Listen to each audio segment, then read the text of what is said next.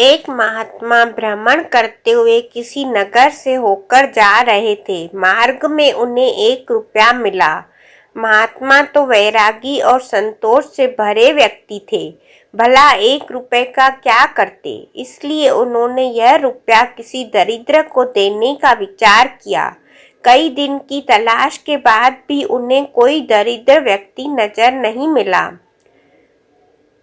एक दिन वो अपने दैनिक क्रियाक्रम के लिए सुबह सुबह उठते हैं तो क्या देखते हैं, एक राजा अपनी सेना को लेकर दूसरे राज्य पर आक्रमण के लिए उनके आश्रम के सामने से सेना सहित जा रहा है। ऋषि बाहर को आए तो उन्हें देखकर राजा ने अपनी सेना को रुकने का आदेश दिया और खुद आशीर्वाद के लिए ऋषि के पास आकर बोले, महात्मन, मैं दूसरे राज्य को जीतने के लिए जा रहा था ताकि मेरा राज्य विस्तार हो सके, इसलिए मुझे विजयी होने का आशीर्वाद प्रदान करें।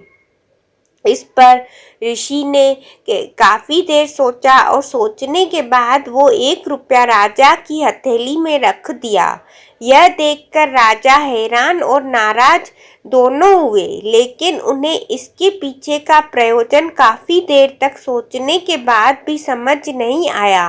तो राजा ने महात्मा से इसका कारण पूछा, तो महात्मा ने राजा को सहज भाव से जवाब दिया कि राजन, कई दिनों पहले मुझे ये 1 रुपया आश्रम जाते समय मार्ग में मिला था, तो मुझे लगा किसी दरिद्र को इसे दे देना चाहिए, क्योंकि किसी वैरागी के पास इसके होने का कोई औचित्य नहीं है।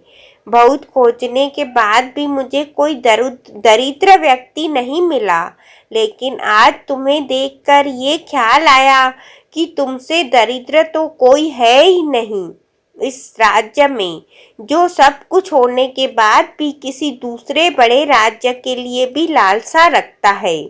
यही एक कारण है कि मैंने तुम्हें ये 1 रुपया दिया है।